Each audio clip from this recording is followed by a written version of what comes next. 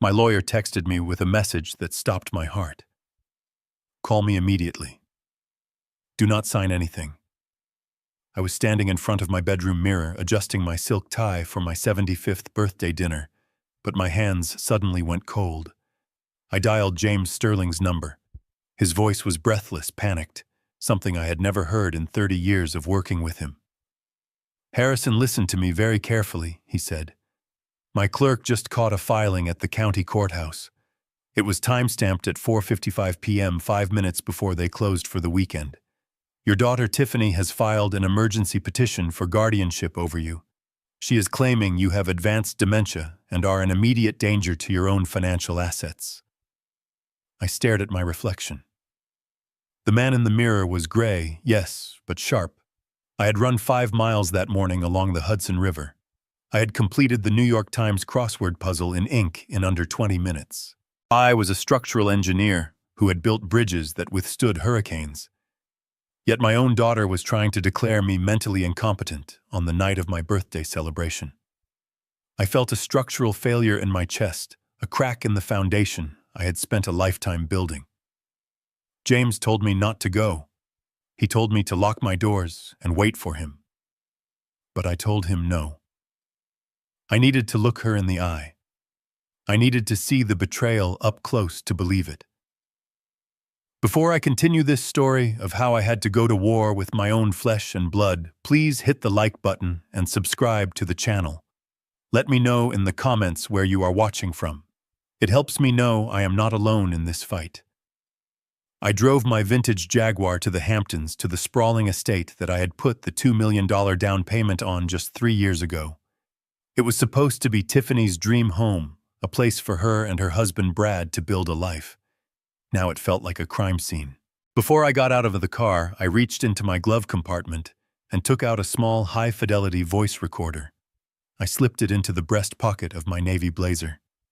If they wanted to play games with reality, I would make sure I had the master tapes. Walking into that house was like walking onto a stage where everyone knew the script except me. Tiffany greeted me with a hug that felt too tight, too performative. "Happy birthday, Daddy," she squealed, kissing my cheek. She smelled of expensive perfume and nervous sweat. Brad, my son-in-law, was right behind her holding a tumbler of scotch.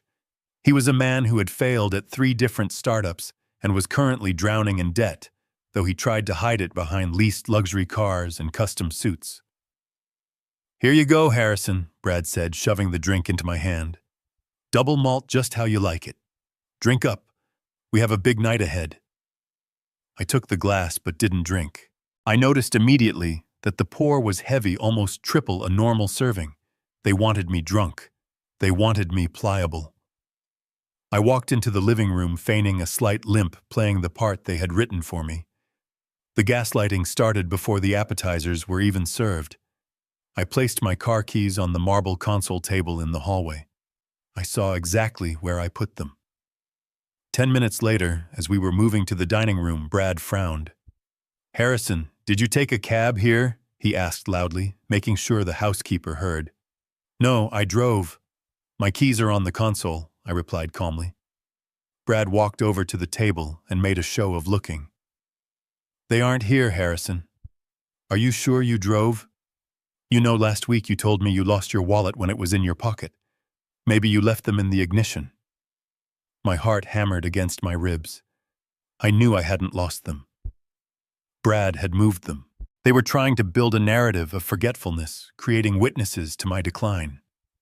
I took a deep breath, channeling the cold logic I used when inspecting suspension cables for stress fractures. "I must have been mistaken," I lied, forcing a confused smile. "I am getting older after all." Tiffany exchanged a quick, satisfied glance with Brad. It was subtle, but I caught it. It was the look of a predator watching the trap snap shut. Dinner was an exercise in torture. They reminisced about events that never happened. "Do you remember, Dad, when you got lost going to the grocery store last month?" Tiffany asked, pouring me more wine even though I hadn't touched the first glass. "I never got lost, Tiffany," I said, keeping my voice level. "Oh, Daddy, don't get defensive. It's okay. We just worry about you living alone in that big brownstone." It's a lot to manage for someone your age. I gripped the stem of my wine glass. They weren't just worried. They were reciting lines for a deposition. They were painting a picture of a senile old man to show a judge. I ate my steak in silence, letting them weave their web, the recorder in my pocket, capturing every condescending word, every fabricated memory. Then came the climax of the evening. We moved to the study for coffee. The room was lined with books Brad had never read. Tiffany went to the desk and pulled out a thick leather folder. "Dad, since it's your 75th, Brad and I got you a little gift," she said, her voice dripping with artificial sweetness.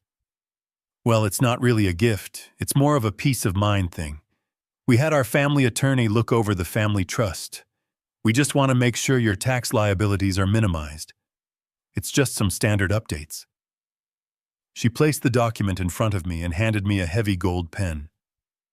"Just sign on the tabs," Brad said, hovering over my shoulder like a vulture. "We can handle the filing on Monday. You don't need to worry about the details." I put on my reading glasses. My hands were steady, but I made them tremble slightly as I reached for the paper. I didn't look at the signature line. I looked at the body of the text. I skimmed past the standard legalese on the first few pages until I reached page 14. There it was. Buried in a paragraph about asset management was a clause for an immediate durable power of attorney. It wasn't contingent on a medical diagnosis. It wasn't for tax purposes. It transferred full, unrestricted control of my $24 million estate, my real estate holdings, and my bank accounts to Tiffany Caldwell Barnes, effective immediately upon signature. It was a death warrant for my independence. Brad tapped the paper. "Right there, Harrison. Just a quick signature so we can get back to the birthday cake." I looked at the date on the document. It matched the date on the court filing James had warned me about. They were attacking me on two fronts. If I signed this, they wouldn't even need the court order. They would own me by morning. I looked up at my daughter. She was smiling, but her eyes were dead. There was no love there, only greed and desperation. I thought about the little girl I used to push on the swings, the teenager I taught to drive. That person was gone. In her place was a woman who would strip her father of his dignity to pay off her husband's gambling debts. I knew I couldn't simply refuse. If I refused, they might escalate. They might physically prevent me from leaving. They were desperate. I needed to destroy the weapon without revealing I knew it was a gun. I reached for my wine glass, the 1982 Bordeaux, that I had bought for a special occasion, an occasion much different than this. My hand hovered over the document. "You know," I said, my voice cracking with feigned frailty, "I really am feeling quite tired tonight.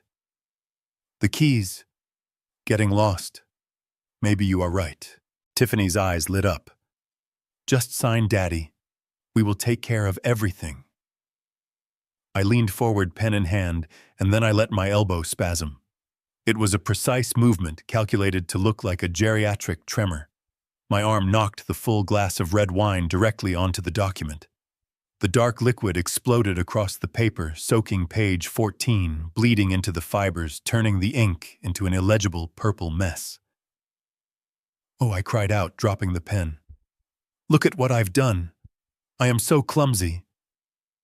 "No," Brad shouted, lunging for the table, but it was too late. The document was ruined. Tiffany's face twisted into a mask of pure, unfiltered rage. "You stupid old man," she hissed, forgetting her act for a split second. I stood up, grabbing a napkin and dabbing uselessly at the mess. "I am so sorry. I think I need to go home. I'm not feeling well." "You can't leave," Brad said, stepping between me and the door. "We can print another copy. It will just take a minute." I looked at Brad. I stood up to my full height of 6'2". I dropped the act of the frail old man. I let the steel that built skyscrapers enter my spine. I said, "I am going home, Brad. Move." The sudden shift in my demeanor stunned him. He stepped back instinctively. I walked past him, snatched my keys from the drawer where I had seen him hide them earlier. I had spotted the reflection in the hallway mirror and walked to the front door. "Dad, wait," Tiffany called out, her voice shrill. I didn't turn back. I walked out into the cool night air, got into my car, and locked the doors. As I drove away, I looked in the rearview mirror. They were standing in the doorway, silhouetted by the light of the house my money had paid for. They looked small. They looked desperate. I drove straight to my lawyer's office. I didn't go home. I knew the war had just begun. They thought they were dealing with a helpless senior citizen.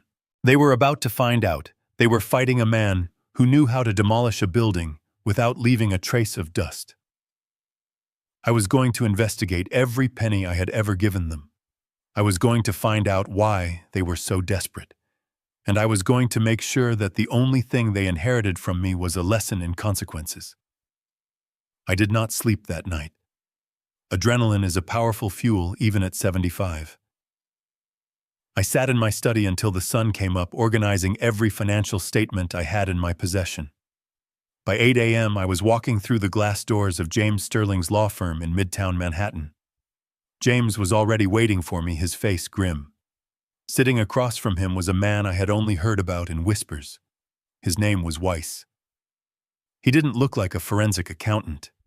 He looked like a tired college professor wearing a rumpled suit and thick glasses, but James assured me he was the best financial bloodhound in the city.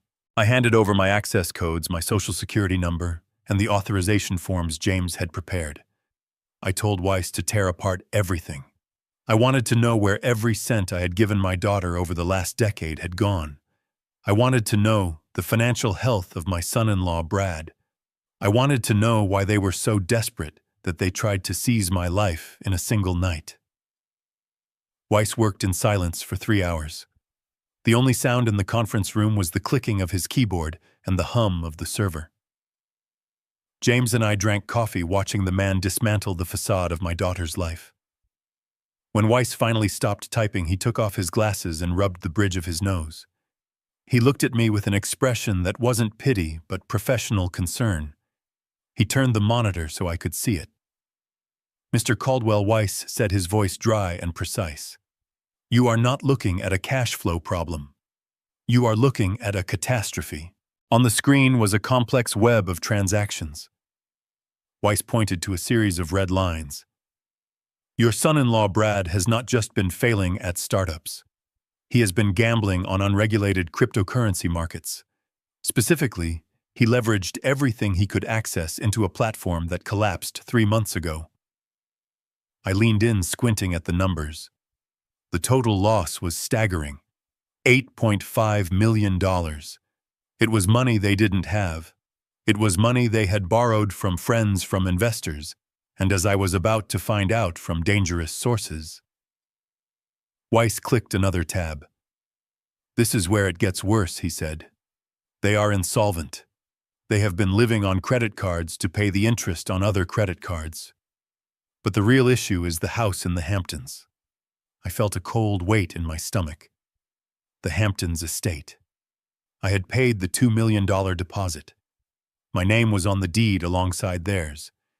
It was supposed to be a secure asset. Weiss pulled up a document from the county clerk's digital archives. It was a mortgage filing dated 6 months ago. It wasn't from a reputable bank like Chase or Wells Fargo. It was from a private equity lender called Shadow Creek Capital. These were hard money lenders, the kind that charged predatory interest rates and didn't ask too many questions as long as the collateral was good. They took out a third mortgage on the property, Weiss explained. They cashed out $4 million in equity. "That is impossible," I said, my voice steady despite the shock. "I am a co-owner. No bank would lend that amount of money on a jointly owned property without the signature of all owners. I never signed anything." Weiss looked at me. He didn't say a word. He just opened a PDF file and zoomed in on the signature line at the bottom of the poem. There it was. Harrison Caldwell. The signature looped and slanted exactly like mine. It was a forgery, but it was a masterclass in forgery. It was good enough to fool a loan officer who was looking the other way. I stared at the screen. My own name stolen. My credit hijacked. Weiss continued, his voice dropping an octave. Here is the kicker, Mr. Caldwell. The terms of this hard money loan are aggressive. It is a balloon payment structure. They missed the last 3 interest payments. Shadow Creek Capital issued a notice of default 5 days ago. If they do not pay the full principal plus penalties by next Friday, the lender forecloses. They lose the house. I did the math in my head. Next Friday. That was 7 days away. The pieces of the puzzle slammed together. The desperation at dinner. The emergency guardianship filing. The immediate power of attorney. They didn't just want my money for a rainy day. They needed access to my liquid assets, my retirement accounts, and my investment portfolio within the week to pay off the loan shark before they lost the house and the fraud was exposed. They were going to liquidate my life to cover their crime. I stood up. I need to see the original documents, I said. I need to go to the bank that notarized this. James tried to stop me. Harrison, let me handle this.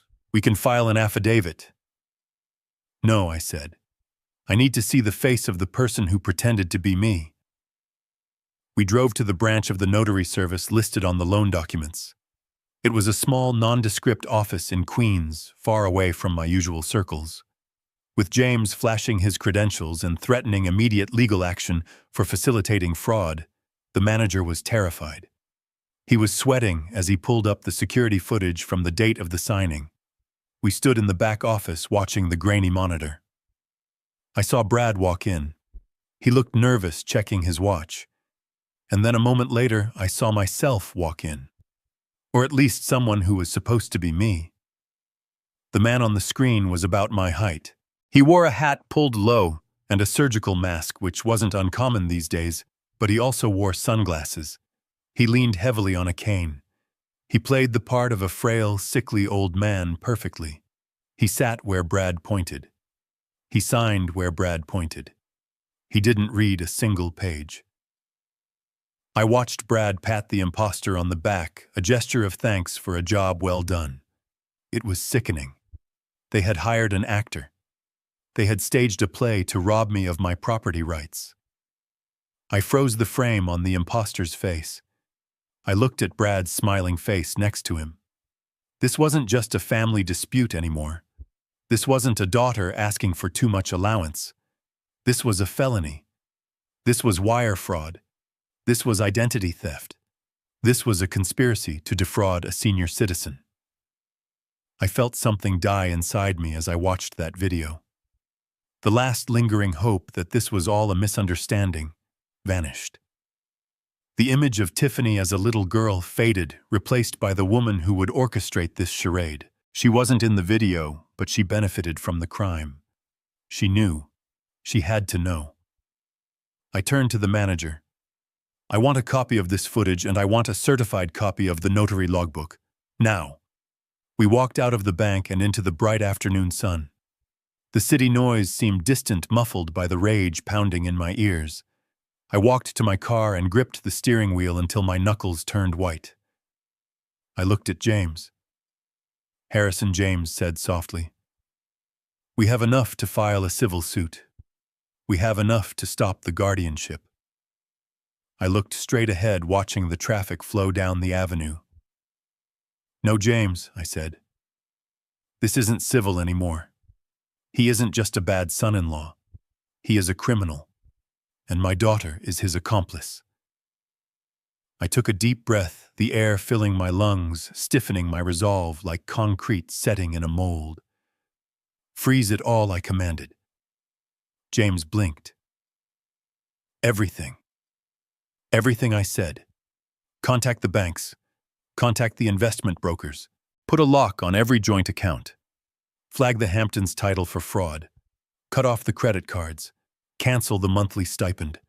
I want every single financial artery that connects me to them severed within the hour. But Harrison James warned, if we do that, the lender will foreclose. They will lose the house. They will have nothing. I started the engine. The roar of the motor felt good. It felt like power returning to my hands. They stole my signature, James. They tried to steal my mind. They tried to erase me. Let them have nothing. Let them see what the world looks like when they have to stand on their own 2 feet without my wallet to prop them up. Do it, now. James moved with the efficiency of a surgeon. Within minutes of my command, the machinery of my wealth began to grind in reverse. I sat in his office listening to him issue orders to bank managers who knew my voice better than they knew their own children. One by one, the accounts were locked. The credit lines were suspended. The automatic transfers that had fueled my daughter's illusion of a successful life were terminated.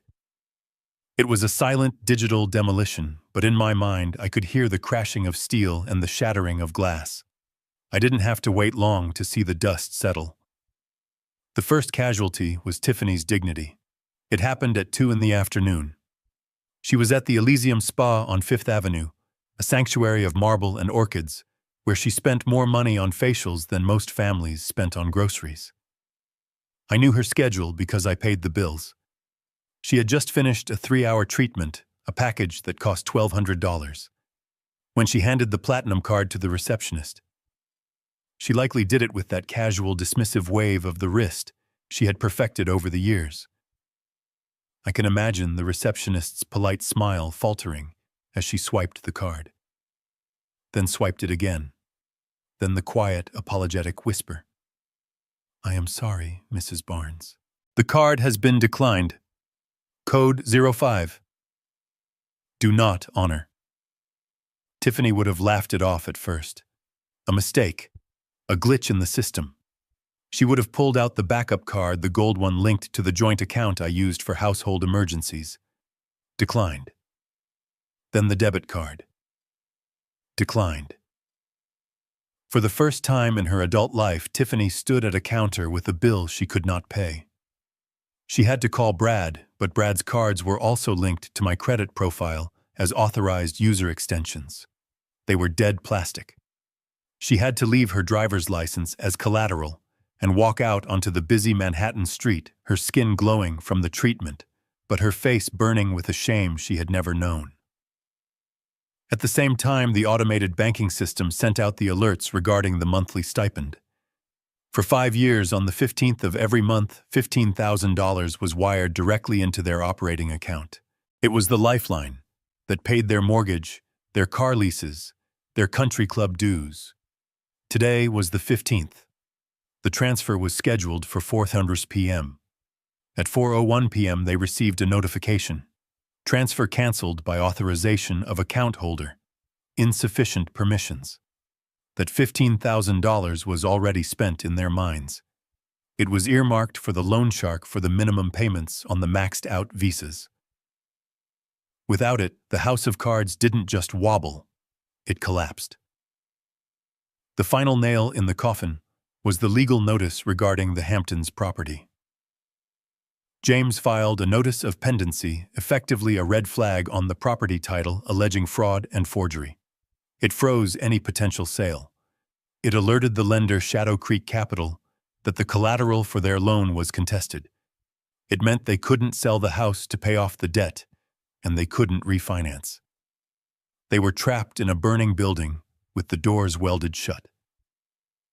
My phone began to ring at 4:15 p.m. I let it go to voicemail. Then it rang again, and again. By 5:00 p.m., there were 20 missed calls and a string of text messages that devolved from confusion to panic to vitriol. I finally answered on the 21st ring. I put the phone on speaker and set it on my mahogany desk, pouring myself a glass of water as her voice filled the room. "You petty, tyrannical dictator," Tiffany screamed, her voice shredding her vocal cords. "How could you?" I was humiliated. "Do you hear me? Humiliated in front of everyone? They cut up my car, Dad. They cut it up right in front of me." I took a sip of water. "Hello, Tiffany. I trust your facial was relaxing." "You are a monster," she shrieked. "You cut us off. We have bills due tomorrow. We have the mortgage. What are we supposed to do? You are supposed to get jobs. Tiffany, I said, my voice devoid of any warmth. You are 42 years old. Figure it out. You can't do this. This is financial abuse. I will tell the judge. I will tell everyone. You filed a petition claiming I was incompetent, I reminded her. If I am incompetent, then surely I shouldn't be managing your finances. I am just simplifying my estate as any prudent person would do. She screamed something incoherent, a mix of profanity and sobbing, before the line went dead. She had hung up, or perhaps she had thrown the phone against the wall. An hour later, the rage shifted from the daughter to the son-in-law. I was at my brownstone in the Upper East Side, sitting in the library by the front window. The street was quiet, lined with gas lamps and old trees. Then the roar of an engine shattered the peace. It was Brad. He was driving the Porsche 911 Turbo S that he had leased 2 years ago. I had co-signed the lease because his credit score was in the low 500s. He parked it illegally in front of a fire hydrant, mounting the curb with a careless aggression that made me wince. He stormed up the steps and began pounding on my heavy oak door. Harrison, open this door. We need to talk. You think you can just pull the plug. You think you can starve us out. I didn't move to open the door. I stayed by the window watching. I checked my watch. The timing should be perfect. I had called the leasing company 3 hours ago. I had informed them that as the guarantor I was revoking my security on the vehicle and that the primary driver had defaulted on the insurance payments, which was true, another bill they had skipped this month. I told them exactly where the car would be at 6:30 p.m. Brad was kicking the bottom of the door now, shouting about lawyers and rights he didn't have. He was so focused on his tantrum that he didn't hear the heavy rumble of the tow truck turning the corner. It was a large flatbed equipped for high-end recoveries. The driver didn't hesitate. He backed up to the Porsche with practiced speed. Brad heard the hydraulics hiss. He spun around, his face going pale. Hey, what are you doing? That's my car. He ran down the steps, waving his arms. Get away from it. The driver, a burly man who had likely seen 1,000 Brads in his career, didn't even look up as he hooked the chains onto the axle.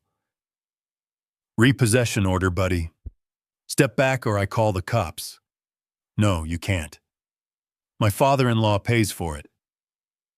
It's a mistake, Brad yelled, grabbing the door handle of the car as if he could physically hold it back. The driver engaged the winch. The Porsche groaned as it was dragged backward onto the tilted bed. Brad watched helpless as his symbol of status, his shield against reality, was hoisted into the air. I watched Brad standing on the sidewalk, defeated. He looked up at my window. He couldn't see me through the sheer curtains, but he knew I was there. He raised a shaking fist, mouthing curses before turning and walking away down the street, looking for a cab he probably couldn't afford. I felt no joy. I felt no triumph. I only felt the cold satisfaction of a structural engineer watching a controlled demolition proceed exactly according to plan. Night fell over the city. The silence in my house was heavy. I sat in the dark, the only light coming from the street lamps outside. I knew it wasn't over. Desperation makes people stupid. Desperation makes people brave in all the wrong ways. Around 2:00 a.m. I heard a sound. It was faint, the click of a tumbler turning the soft creak of a hinge. It was coming from the back entrance, the garden door. I didn't turn on the lights.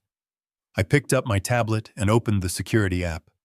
The night vision cameras painted the scene in ghostly greens and grays. It was Tiffany. She was wearing a hoodie pulled up over her head and dark gloves. She had used the emergency spare key that Catherine, my late wife, had given her 10 years ago for watering the plants when we traveled. She moved through the kitchen, avoiding the floorboards that creaked. She knew this house. She had grown up here. She wasn't heading for the silverware or the art. She moved straight to the master bedroom, to the walk-in closet, where Catherine had kept her personal safe. I watched on the screen as she knelt before the wall safe hidden behind a row of winter coats. Her movements were frantic. She punched in a code. 0915, her birthday. The red light on the keypad blinked. Error. She tried again. 1225. Christmas. Error.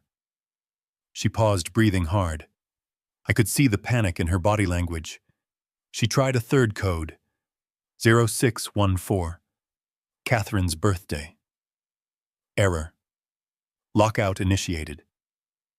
She slammed her fist against the safe door, a silent scream of frustration. She needed liquid assets. She knew Catherine's jewelry collection was in there. The sapphire necklace, the diamond tennis bracelets, the heirlooms that were worth $500,000. She intended to steal them. She intended to pawn her dead mother's legacy to save her husband's skin.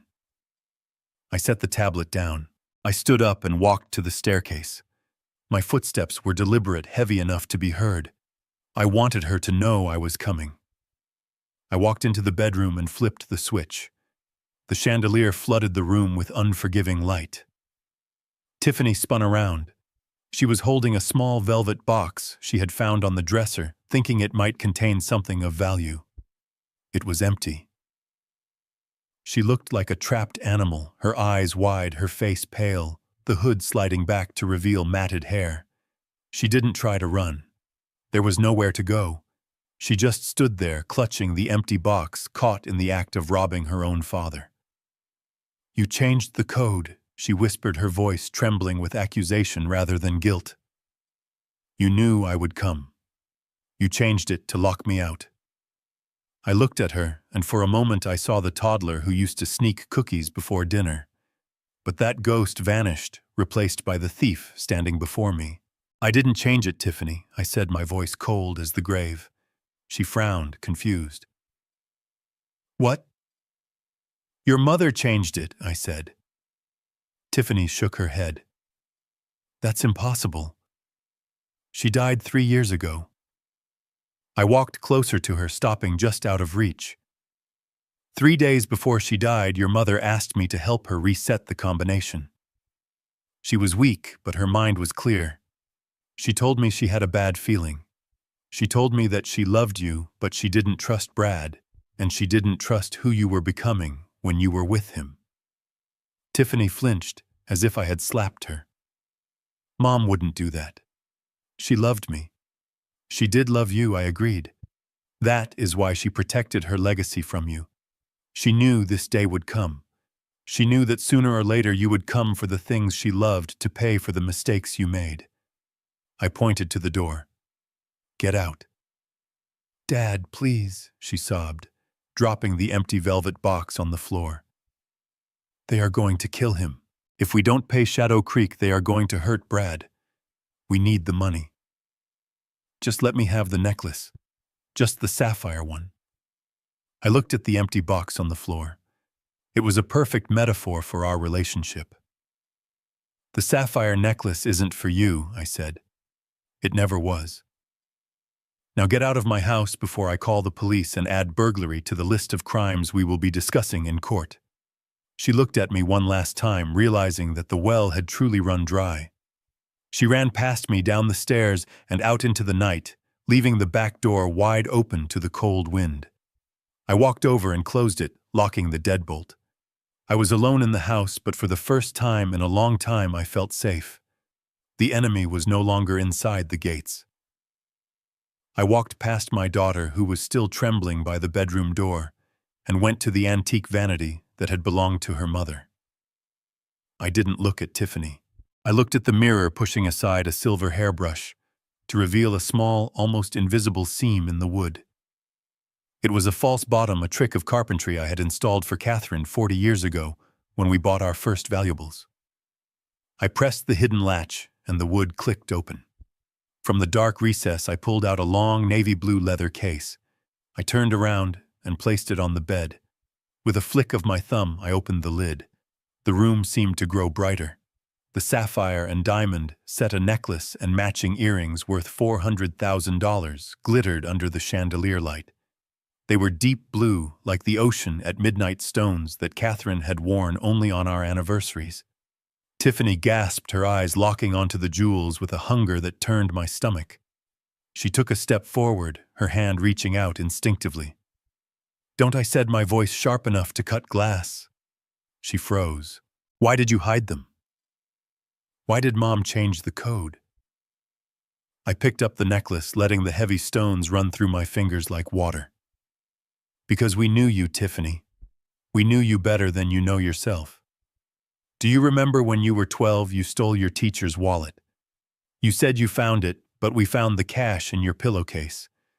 We paid the teacher back and hushed it up. When you were 16, you shoplifted a designer scarf from Saks. I went down to the precinct and used my connections to wipe the record. We thought we were protecting you. We thought we were loving you. I dropped the necklace back into the box with a heavy thud. But we were wrong. We were just teaching you that there are no consequences. We were teaching you that if you want something, you just take it, and Daddy will write a check to make the problem go away. Catherine realized it before I did. She told me that if she died first, you would come for these. She said you wouldn't see them as memories. You would only see them as liquid assets to fuel your lifestyle. Tiffany's face hardened, the mask of the victim falling away to reveal the entitlement underneath. She stopped crying. She straightened her spine and looked at me with pure venom. So what? She screamed, her voice echoing in the large room. She is dead, Dad. She doesn't need them anymore. I am alive. I have bills. I have a life that is falling apart. The money should be mine. It is my inheritance. Why are you hoarding it like a dragon while your own daughter drowns? It is not your inheritance, I replied calmly. It is my property. And frankly, I would rather throw these gems into the Hudson River than let them pay for Brad's mistakes. I held out my hand, palm open. Give me the key, Tiffany. She clutched the spare key in her fist, her knuckles white. No. I didn't raise my voice. I didn't move toward her. I simply stated a fact. If you walk out of here with that key, I will call the police immediately. I will report an intruder. I will show them the security footage of you cracking the safe. You are already facing a foreclosure and a mountain of debt. Do you want a felony burglary charge on top of that? Give me the key. She stared at me, a war raging behind her eyes. She calculated the odds and realized she had no leverage left. With a scream of frustration, she threw the key at me. It hit my chest and clattered to the floor. I didn't flinch. I stooped down and picked it up, slipping it into my pocket. You are no longer welcome in this house, I said. I am revoking your access. I am revoking your status as my daughter. You are a stranger to me now. A stranger who tried to rob an old man in the middle of the night. She backed out into the hallway, but before she turned to run, she stopped. A cruel, twisted smile appeared on her face. You think you have won, she hissed. You think this is over. The hearing is in 3 days, old man. You can change the locks and hide the diamonds, but you can't hide from the court. I will tell the judge everything, she continued, her voice dropping to a menacing whisper. I will tell them about your paranoia. I will tell them how you hoard things. I will tell them you are a danger to yourself. And when they grant me guardianship, I will put you in the darkest, cheapest state facility I can find. You will rot in there, Dad. And while you rot, I will sell this house, I will sell those diamonds, and I will spend every single dime you have. You will regret tonight for the rest of your miserable life. She turned and ran down the stairs. I heard the front door slam, shaking the frame of the house. I stood there in the silence, holding the key, feeling the weight of her threat settling on my shoulders. She wasn't just angry. She was committed. She was going to try to declare me insane to get what she wanted. I closed the velvet box and put it back in the hidden compartment, locking it tight. I didn't go back to sleep. I went to my study and opened my laptop. If they wanted to question my mind, I would give them an answer they couldn't ignore. I spent the rest of the night researching. I looked up the best neurologists in New York City. I looked up the standard protocols for competency hearings. I wasn't going to wait for the court to order an evaluation. I was going to get there first. At 7:00 a.m., I was dressed in a fresh suit, shaved and ready for battle. I drove into the city, fighting the morning traffic with the aggressive precision of a man on a mission. My first stop was New York Presbyterian Hospital. I walked into the neurology department and demanded a full cognitive evaluation. I don't have an appointment, I told the receptionist, handing her my platinum insurance card. But I am willing to wait all day. I need a certified mental capacity assessment, and I need it today. It took 4 hours of waiting, but I finally saw Dr. Aris, a leading specialist in geriatric neurology. He looked at me skeptically. At first, a man demanding to prove he wasn't crazy usually raises red flags. But I explained the situation clearly. My daughter is filing for guardianship. I need objective proof of my competency. He put me through the ringer. The Montreal Cognitive Assessment. The mini mental state examination. He made me count backward from 100 by sevens. 93, 86, 79, 72. I didn't hesitate. He asked me to remember 5 words, face velvet church, daisy red, and recall them 5 minutes later, then 20 minutes later. I repeated them back to him in the exact order. He asked me to draw a clock face set to 10 past 11. My circle was perfect, the hands precise. I didn't stop there. I left Presbyterian and drove to Mount Sinai. I repeated the process. Different doctor, same tests. Then I went to NYU Langone. 3 hospitals. 3 independent evaluations. 3 top-tier specialists. By 5:00 p.m., I sat in my car with 3 sealed envelopes in my briefcase. Each one contained a signed medical affidavit stating that Harrison Caldwell was fully oriented to time, place, and person, with superior cognitive function for his age, and absolutely no signs of dementia or Alzheimer's. My mind was a fortress, and I now had the blueprints to prove it. I felt a surge of triumph. I had anticipated their move, and I had blocked it. I pulled out my phone to call James Sterling and tell him the good news. "James," I said when he answered, "I have the documents. 3 clean bills of health. They can't touch me. The guardianship petition is dead in the water." There was a silence on the other end of the line. It wasn't the silence of relief. It was the heavy, suffocating silence of bad news. Harrison James said, his voice tight. "That is good, but we have a new problem. A serious one.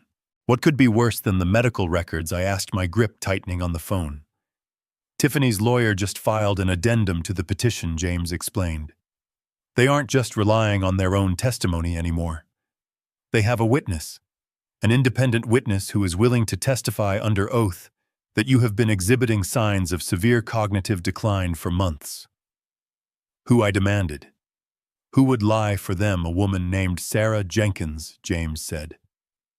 The name hit me like a physical blow. Sarah Jenkins. She was a private nurse we had hired 2 years ago to help care for Catherine in her final months. She had been in our home every day. She knew our routines. She knew our private conversations.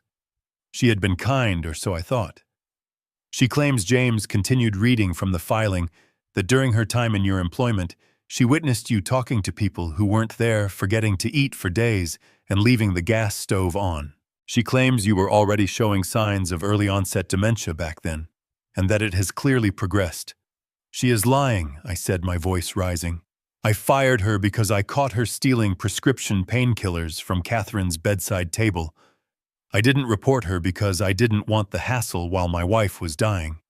"That may be true, Harrison, but there is no police report for that." "Theft is there?" James asked gently. "No," I admitted. "Then it is her word against yours," James said.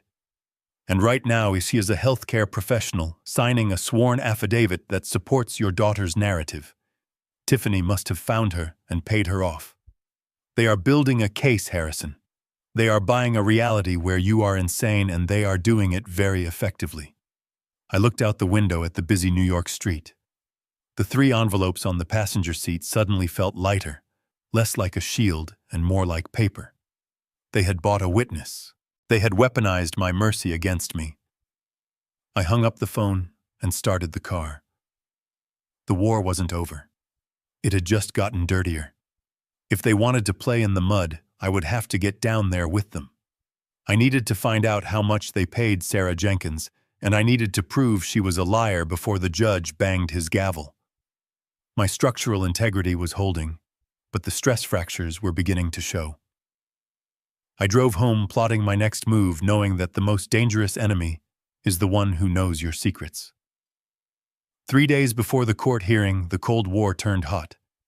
I was in my kitchen brewing coffee and reviewing the dossiers Weiss had compiled on Sarah Jenkins, the lying nurse. It was a gray, overcast Tuesday morning. I watched the street through the security monitor mounted under the cabinet. A white van pulled up to the curb. It wasn't a commercial delivery truck, and it wasn't a registered ambulance. It was a nondescript cargo van with mud on the license plates. My stomach tightened. I watched as the side door slid open and 2 men stepped out. They were not medical professionals. They were large, wearing generic scrubs that fit poorly the kind you can buy at any uniform supply store. Following them, stepping out of his leased sedan parked behind the van, was Brad. He looked agitated, pacing on the sidewalk, gesturing at my front door. I didn't wait for them to knock. I pulled my phone from my pocket and dialed 911. I gave the operator my address and stated clearly that there were intruders attempting to force entry into my home. I didn't hang up. I put the phone in my pocket, leaving the line open so the dispatch could hear everything. Then I went to the central security panel in the hallway. I punched in the code that engaged the magnetic locks on every exterior door and lowered the steel security shutters over the ground floor windows. I had installed this system 5 years ago thinking it was paranoia. Today it was a lifeline. The doorbell rang, insistent and angry. I ignored it. Then came the pounding. Harrison Brad's voice was muffled by the heavy oak. "Open up! We have a court order. We are here to take you to a specialist." I checked the monitor again. One of the men in scrubs was holding a clipboard, but the other was holding a pry bar concealed behind his leg. They weren't here for a checkup. They were here to snatch me. If they could get me into that van, they would drive me to a private lockdown memory care facility in upstate New York. They would sedate me, confiscate my phone, and ensure I missed the hearing on Friday. If I didn't show up to court, the judge would assume I was incapacitated or missing, and Tiffany would be granted temporary guardianship by default. It was a brute force checkmate. I walked to the intercom system and pressed the button that broadcast my voice to the front porch speakers. "Go away, Brad," I said. My voice amplified and booming across the quiet street. "I know what you're doing. Open the door." "Harrison," Brad screamed, kicking the wood. "You are sick. You're trying to help you." I saw the man with the pry bar look at Brad, waiting for a signal. Brad nodded.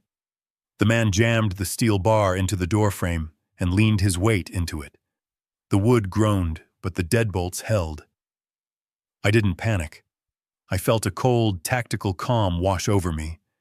I pressed the talk button again. "Listen to me closely, Brad," I said. "You are currently trespassing. You are attempting to break and enter an occupied dwelling. In this state, we operate under the castle doctrine. That means I have no duty to retreat. That means I am authorized to use lethal force to protect myself inside my own home." The man with the pry bar froze. He looked at the camera, realizing for the first time that this wasn't a confused geriatric he was dealing with. "I do not have a gun in my hand right now." I lied, my voice steady as granite. "But I can get to my safe in 10 seconds. Do you want to gamble your life on how fast you can break that lock?" Brad hesitated. He looked at the house, then at his hired muscle. He was sweating. He hadn't expected a siege. He had expected a victim. The sound of sirens cut through the morning air, rising in the distance. I had timed it perfectly. "The police are 2 minutes away," I announced. "I suggest you run." The 2 men in scrubs didn't wait for permission. The moment they heard the sirens, they dropped the pry bar and bolted for the van. They were mercenaries, not martyrs. They peeled away from the curb tires, screeching. Brad was left standing alone on my porch. He looked at the camera lens, his face twisted in a mixture of fury and terror. He knew he had failed. He knew he had just left physical evidence of an attempted kidnapping on my doorstep. He scrambled back to his car and sped off just as the patrol cruisers turned the corner at the end of the block. I gave the police the footage. I showed them the damage to the doorframe. They took a report, but without Brad present, they couldn't arrest him immediately. They treated it as a domestic dispute gone wrong, a welfare check that got out of hand. But I had the video. I had the proof that my son-in-law tried to use force to silence me. That evening, I sat in my study, the adrenaline finally fading into exhaustion. My phone pinged. It was an encrypted message from Weiss. We got him the message read. He clicked the link.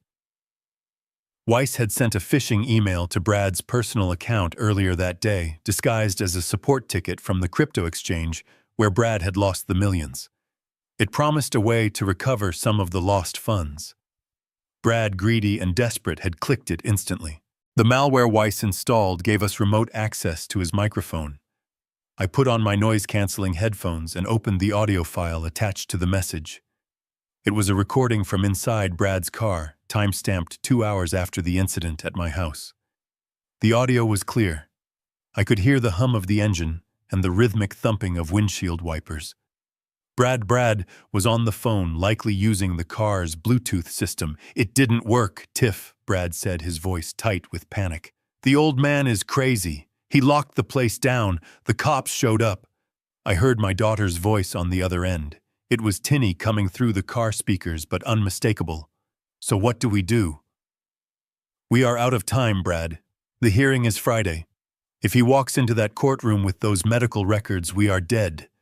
We lose the house, we lose everything." I listened, holding my breath. "We can't let him get to court," Brad said. There was a pause, a heavy, dark silence. "What are you saying?" Tiffany asked. "I am saying the nursing home idea is dead," Brad replied. "We need something more permanent. Something that looks like an accident." My blood ran cold. Brad continued. "He drives that old Jaguar everywhere. It doesn't have modern safety features. If he were to run off the road, or if his brakes failed," Tiffany said, her voice wavering. "It solves everything," Brad shouted, slamming his hand on the steering wheel. The thump echoed in my headphones. "Think about it. The guardianship petition becomes moot. The estate goes into probate. You are the sole heir. We get the 24 million. We pay off Shadow Creek. We pay off the crypto debt. And what? And the life insurance," Brad said, his voice dropping to a conspiratorial whisper. "The policy pays double indemnity for accidental death. That is another 5 million tax-free. We need that money, Tiffany. We need it to survive." I waited. I waited for my daughter to scream. I waited for her to tell him he was insane. I waited for her to threaten to call the police on her own husband. I waited for the little girl I raised to show up and defend her father's life. Instead, there was a long sigh on the recording. "Just don't tell me the details," Tiffany said softly. "Just make sure it doesn't look like us. And make sure it happens before Friday morning." The recording ended. I sat there in the silence of my study, the headphones still over my ears. My hands were shaking, not with the tremors of age, but with the violent vibrations of a heart breaking into pieces. I had prepared myself for theft. I had prepared myself for fraud. I had prepared myself for the loss of my money and my house. But I hadn't prepared myself for this. My daughter had just sanctioned my murder. She hadn't pulled the trigger, but she had looked the other way while her husband loaded the gun. She had weighed my life against her lifestyle, and she had chosen the money. I took the headphones off and laid them on the desk. I looked at the framed photograph of Catherine and me holding Tiffany when she was a baby. I picked up the frame and walked over to the trash can. I didn't throw it with anger. I dropped it gently. It landed face down. The father in me died in that moment. The man who would have sacrificed anything for his child ceased to exist. In his place sat Harrison Caldwell, the engineer. I was looking at a structural failure that could not be repaired. The building had to be condemned. I saved the audio file to 3 different cloud servers. I sent a copy to James Sterling. I sent a copy to the detective who had taken the report earlier. They wanted a car accident. They wanted a tragedy.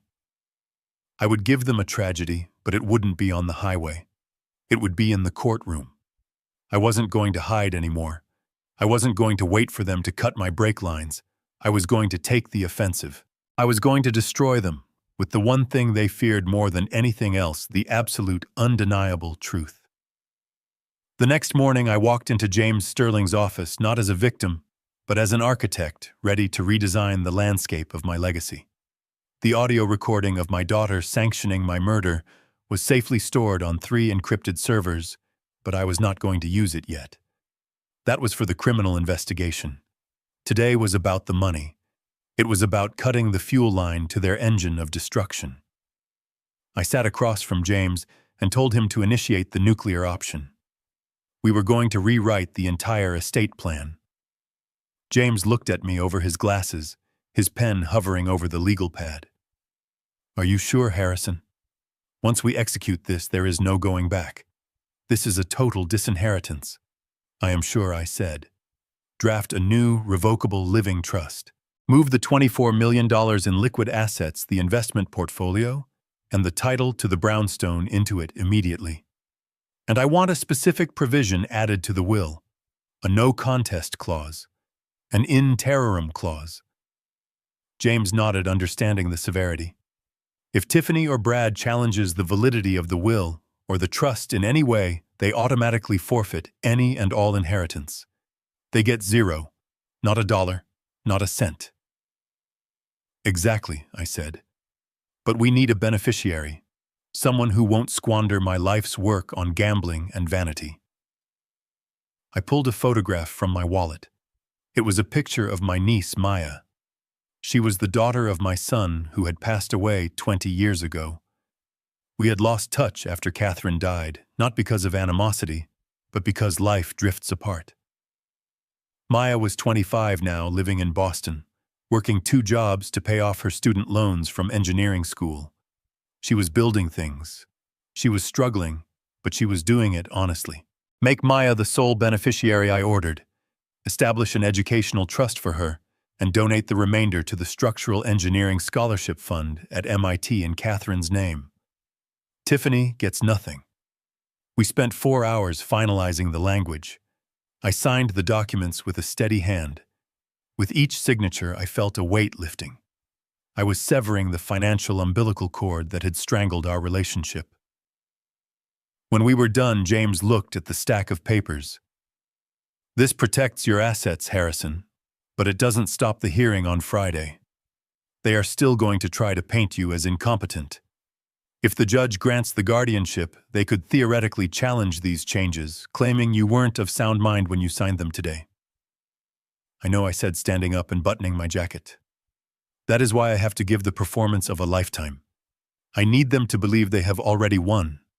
I need them to be overconfident. I left the office and enacted the second phase of my plan. I leaked a rumor. I called a family friend who I knew was a gossip, a woman who played bridge with Tiffany's mother-in-law.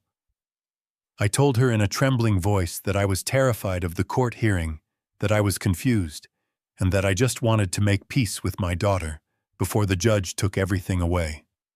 The bait was taken within the hour. Tiffany texted me. Meet me at the Starbucks on 3rd Avenue. We can talk. I arrived early. I chose a table in the corner, but one that was clearly visible to the security cameras I had noted upon entering. I sat down and hunched my shoulders. I took off my expensive watch and put it in my pocket. I ruffled my hair slightly to look disheveled. When Tiffany walked in, she looked like a shark smelling blood in the water. She was wearing sunglasses and carrying a large designer tote bag. She didn't hug me. She sat down opposite me and placed her phone on the table face down. I knew immediately it was recording. She wanted a confession.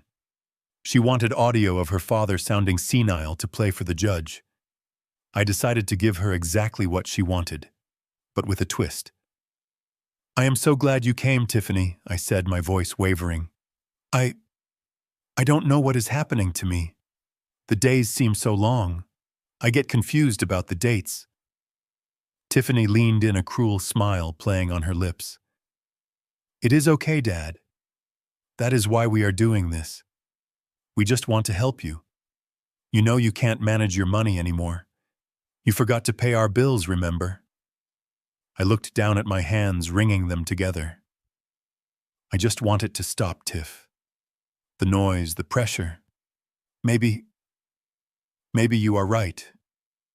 Maybe I should just sign the papers. I am so tired of fighting." She reached out and patted my hand. Her touch was cold. "You don't have to fight, Daddy. Just tell the judge on Friday that you agree to the guardianship. Tell him you know you need help. If you do that, we won't put you in the state facility.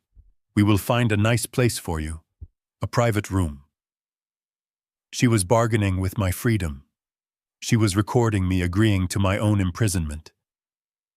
I looked up at her, my eyes wide with feigned fear. You promise you won't let them take me away?" "I promise," she lied. "Just let us handle everything. The house, the money. It is too much stress for you. Brad and I will take the burden off your shoulders."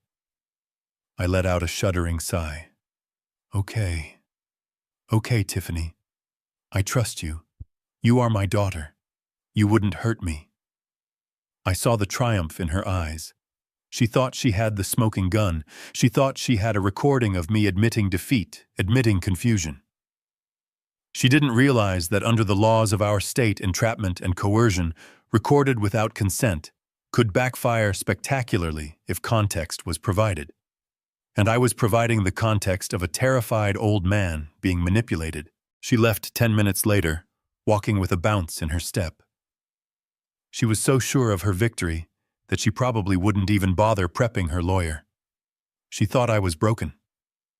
She didn't know she had just had coffee with a man who had already transferred $24 million out of her reach.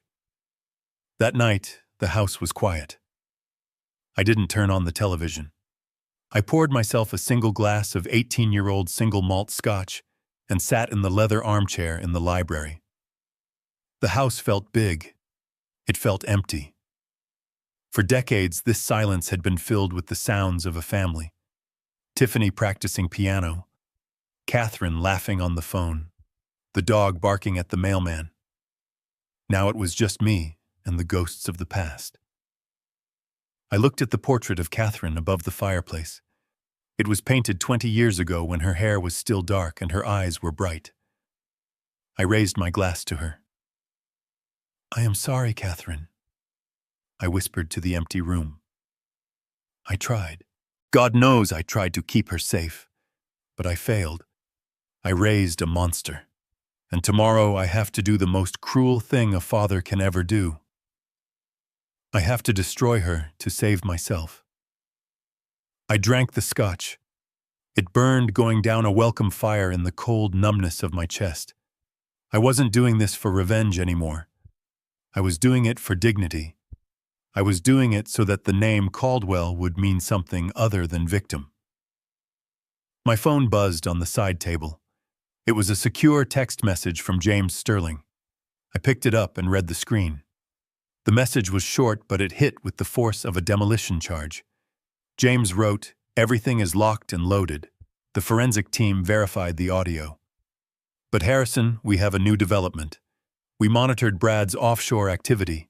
He just wired $50,000 to an account in the Cayman Islands linked to the Honorable Judge Marcus Thorne, the judge presiding over your hearing tomorrow." I stared at the screen. They hadn't just tried to kill me. They hadn't just tried to rob me. They had bribed a sitting judge. They were so desperate, so terrified of the truth coming out, that they had committed a federal crime to ensure the verdict. I read the second part of James's message. "Do not worry. We did not call the local police. We called the FBI. They are setting up a sting. Tomorrow is going to be a bloodbath. Get some sleep, Harrison. You are going to need it. I put the phone down. I didn't feel fear. I felt a cold, absolute resolve. They had escalated this to a level I hadn't anticipated, but one I was fully prepared to meet. They wanted a court hearing. They were going to get a federal indictment. I turned off the lamp, leaving the room in darkness, ready for the dawn. The air in the family court was stale, smelling of floor wax and old paper, a scent that I had always associated with order and justice, but today reeked of conspiracy. I sat at the defendant's table next to James Sterling, my back straight, my hands folded on the polished wood. Across the aisle, Tiffany sat with her attorney, a man named Cohen, who wore a suit that cost more than my first car. She was putting on the performance of a lifetime. She held a tissue to her nose, dabbing at dry eyes, her shoulders hunched in a posture of practiced defeat. To the casual observer, she looked like a heartbroken daughter forced to make a terrible decision for the good of her beloved father. To me, she looked like a crocodile waiting for a wildebeest to slip into the water. Judge Marcus Thorne entered the room. He was a heavy man with a face that looked like it had been carved from dough. He didn't look at me. He looked briefly at Tiffany, giving her a nod that was almost imperceptible, a nod that $50,000 in an offshore account had purchased. I felt a cold knot of rage in my stomach, but I kept my face blank. I was a statue. I was concrete. The proceedings began with Cohen laying out the narrative they had constructed. He spoke of my decline with a somber, respectful tone that made me want to vomit. He painted a picture of a man who had once been a titan of industry, but was now a shell, a danger to himself and his fortune. Your Honor, Cohen said, walking toward the bench, we do not do this lightly. It is with heavy hearts that we present evidence of Mr. Caldwell's rapid deterioration. He dimmed the lights and played a video on the courtroom monitors. It was a montage, a greatest hits collection of my manufactured senility. There was the clip from the birthday dinner zoomed in on my hand shaking as I reached for the wine glass, edited to make the tremor look violent and uncontrollable. There was a clip from security footage at a grocery store where I had dropped my keys, slowed down to make my reaction time look glacial. There was audio taken out of context of me asking Tiffany where she was, making it sound like I didn't know who she was. It was a masterpiece of deception. The man on the screen looked confused, frail, and lost. If I didn't know the context, if I didn't know that the wine spill was a tactical maneuver to avoid signing a power of attorney, I might have believed I was sick. Tiffany let out a small, audible sob as the video ended. The judge looked at her with performative sympathy. Thank you, Mr. Cohen, Judge. Thorne said, his voice grave. The court appreciates the difficulty of this situation for the family. James Sterling leaned over to me. They are playing to the gallery, Harrison. Stay calm. Let them build their tower. We will knock it down. Cohen called his star witness. Sarah Jenkins.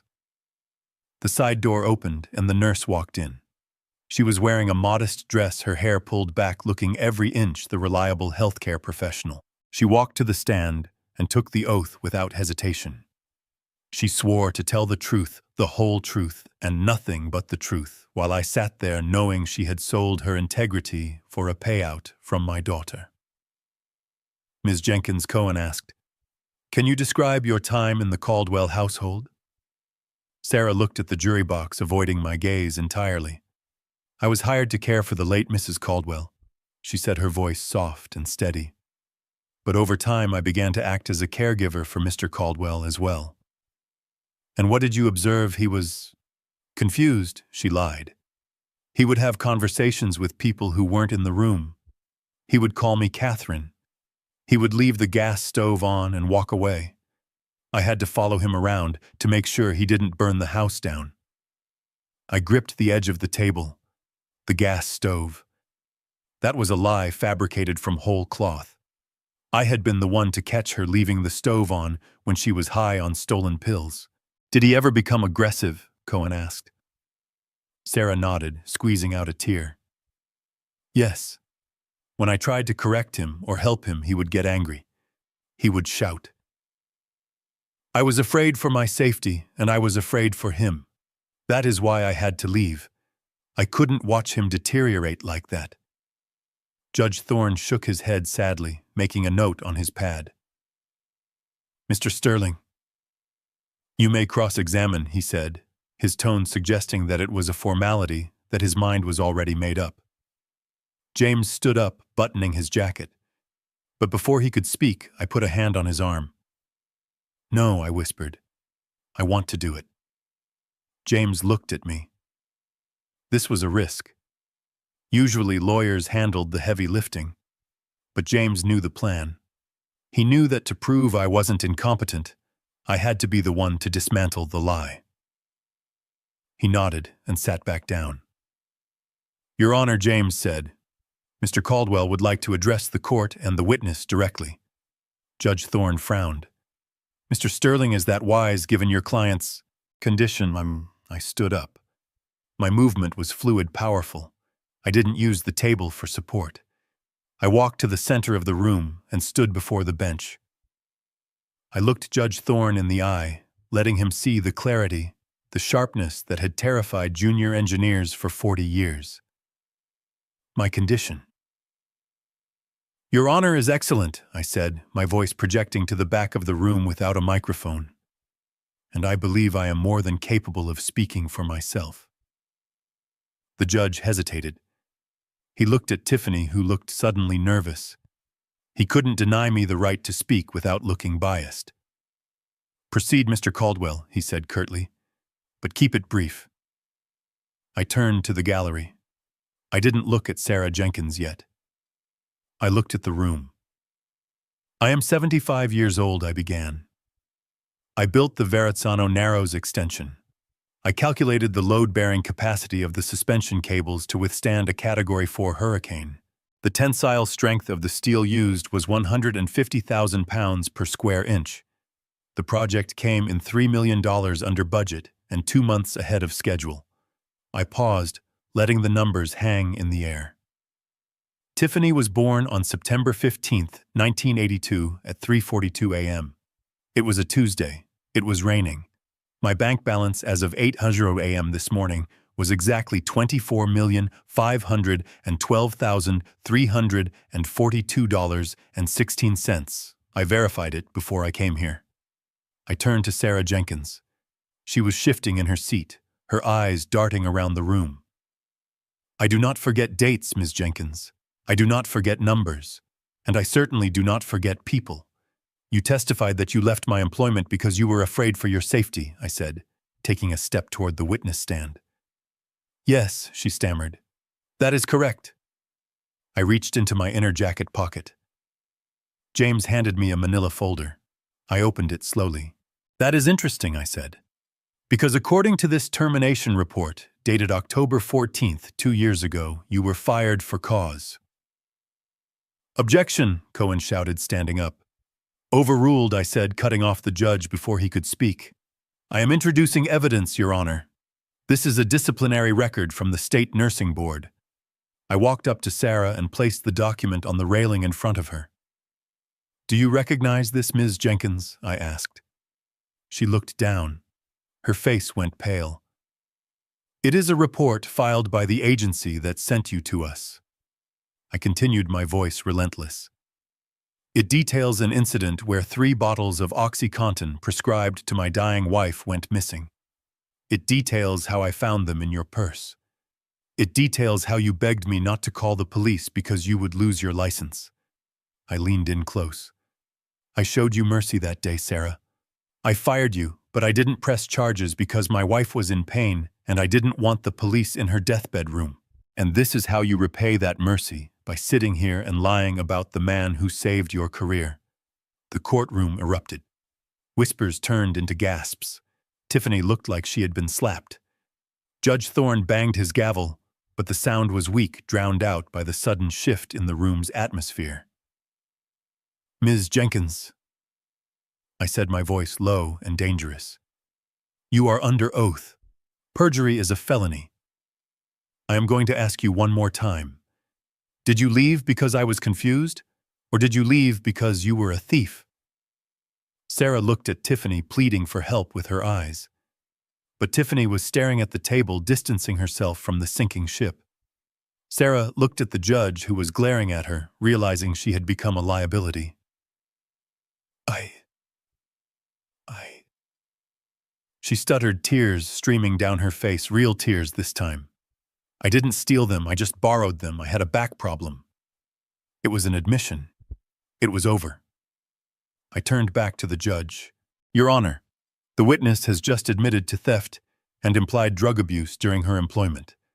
Her testimony regarding my mental state is not only perjured, it is irrelevant.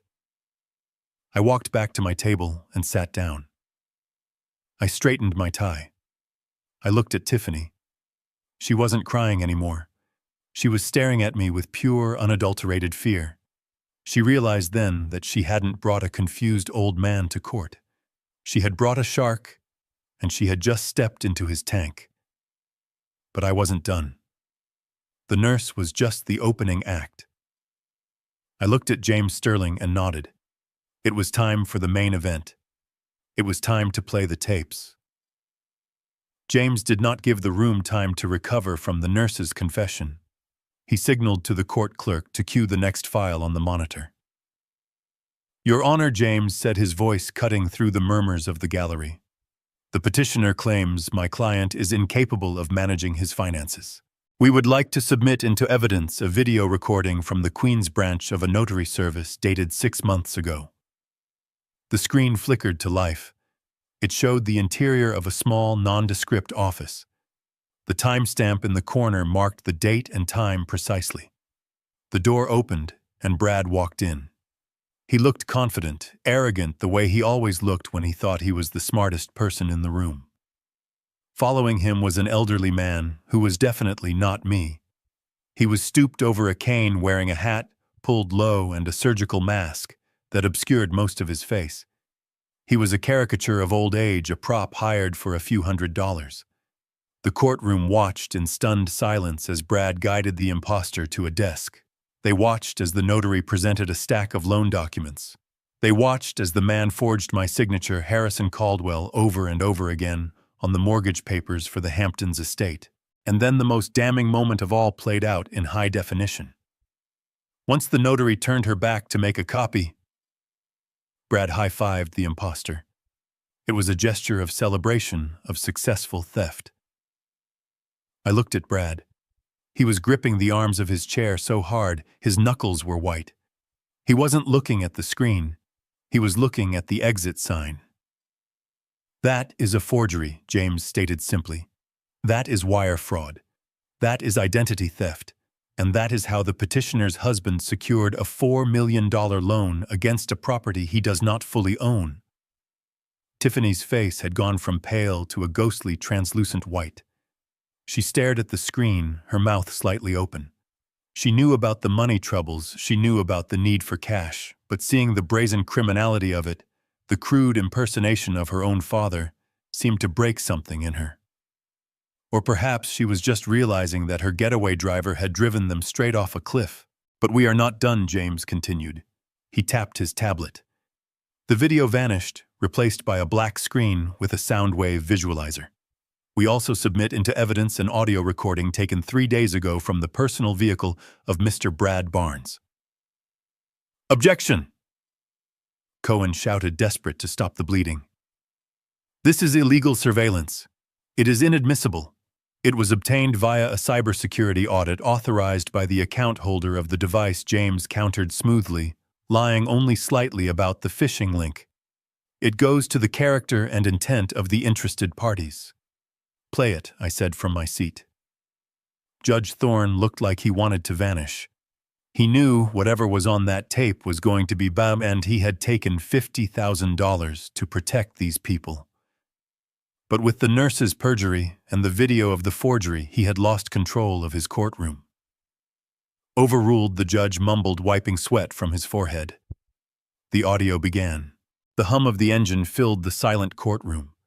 Then Brad's voice, clear and panicked. The nursing home idea is dead. We need something more permanent.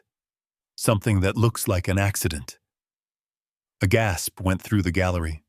The court reporter stopped typing for a split second, her eyes widening. I watched the jury box, though there was no jury, only the spectators. They were horrified. If he were to run off the road, or if his brakes failed. Brad stood up abruptly, his chair clattering backward. "Turn it off," he screamed. "That's out of context. That's fake." The recording continued, relentless. "It solves everything, Tiff. The estate goes into probate. You are the sole heir, and the life insurance. Double indemnity." Then came my daughter's voice. The voice that had once asked me to check under her bed for monsters. "Just don't tell me the details. Just make sure it happens before Friday." The silence that followed the end of the recording was heavy, suffocating. It was the silence of a tomb. Brad looked around wildly. He saw the bailiffs moving toward him. He saw the doors. He made a move, a sudden lunge toward the aisle, thinking perhaps he could sprint to freedom. "Sit down," the bailiff barked, stepping into his path with his hand on his taser. Brad froze. He looked at Tiffany, but she was staring at the table, shaking her head, distancing herself from him physically and spiritually. Judge Thorne slammed his gavel, trying to regain some semblance of authority. This is highly irregular. I will need to review the admissibility of this evidence in chambers before I can make a ruling." He was trying to buy time. He was trying to find a way to dismiss the case without exposing himself. If he could throw out the recording, maybe he could salvage the guardianship, or at least let them walk away. "I object to this evidence," the judge stammered. "It is clearly prejudicial and—" The double doors at the back of the courtroom burst open. The sound was like a gunshot. 3 men and a woman in dark windbreakers walked in. They moved with a purpose that terrified everyone in the room. On the back of their jackets, in bold yellow letters, were the letters FBI. Leading them was a special agent I had met briefly the night before. He didn't look at me. He walked straight down the center aisle, past the rows of stunned spectators, past Tiffany, past James. "Judge Thorne," the agent said, his voice booming. "I am Special Agent Miller. This court is now a crime scene." Thorne turned a shade of gray I didn't know existed. Agent Miller turned to the defense table. "Brad Barnes, you are under arrest for federal wire fraud, bank fraud, and conspiracy to commit murder across state lines." Brad didn't fight. He collapsed. His legs simply gave out, and he slumped into his chair, weeping. The agents hauled him up, pulling his arms behind his back and snapping the handcuffs on. The metallic click echoed in the room. Tiffany stood up, trembling. "I didn't do anything. It was him, he did it all. I just listened." Agent Miller looked at her coldly. "You are being detained as a material witness and a co-conspirator. You will come with us." Then the agent turned to the bench. "And, Your Honor, we have a warrant for your financial records regarding an offshore transfer of $50,000 received yesterday morning. We suggest you step down from the bench immediately." Judge Thorne looked at the agents, then at the gallery, then at me. He saw his career, his reputation, and his freedom incinerating in real time. He made a split-second decision to save whatever scraps he could. I see," Thorne stammered. "In light of these developments, and the overwhelming evidence presented by the defense, the petition for emergency guardianship is denied with prejudice. Mr. Caldwell is clearly competent. Case dismissed." He banged the gavel one last time, a hollow sound that signaled the end of his career. The agents were dragging Brad toward the door. Tiffany was being escorted out, not in cuffs yet, but clearly in custody. "Wait," I said. My voice stopped the procession. The agents paused. Tiffany looked back at me, her eyes filled with tears and a desperate, pathetic hope. She thought I was going to save her. She thought Daddy was going to write a check to the FBI.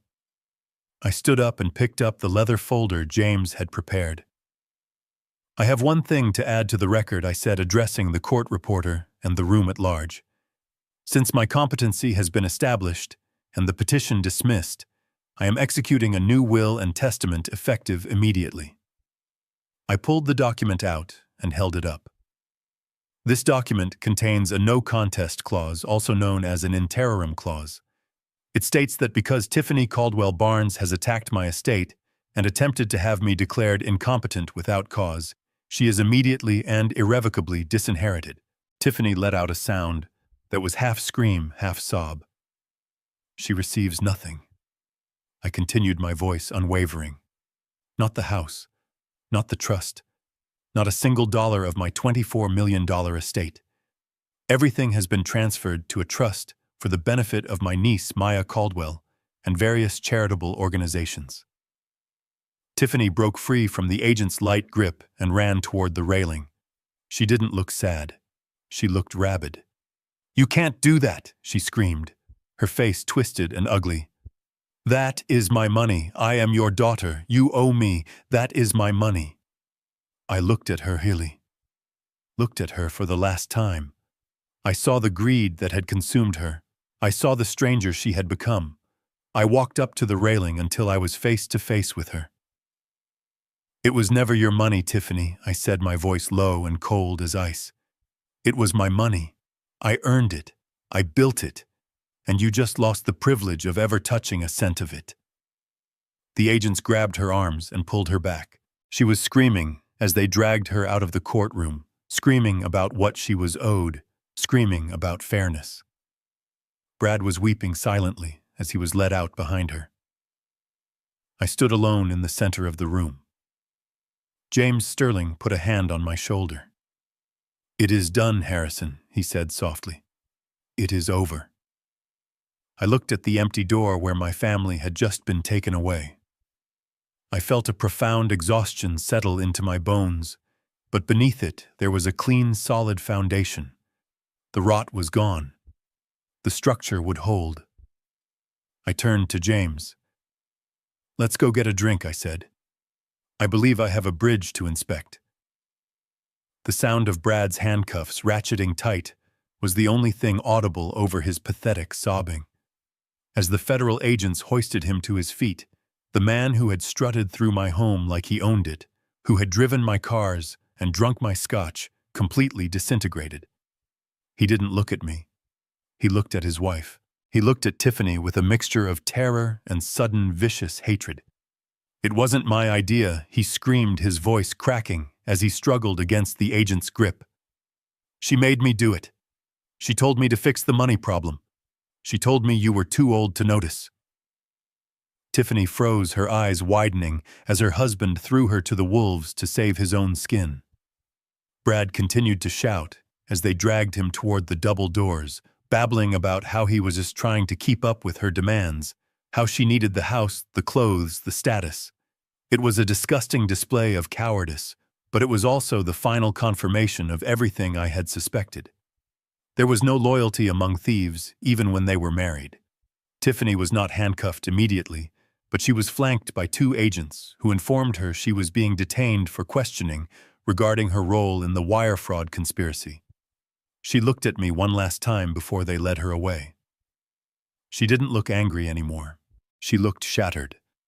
She had built her entire identity on perception, on being the successful, beautiful daughter of a wealthy family.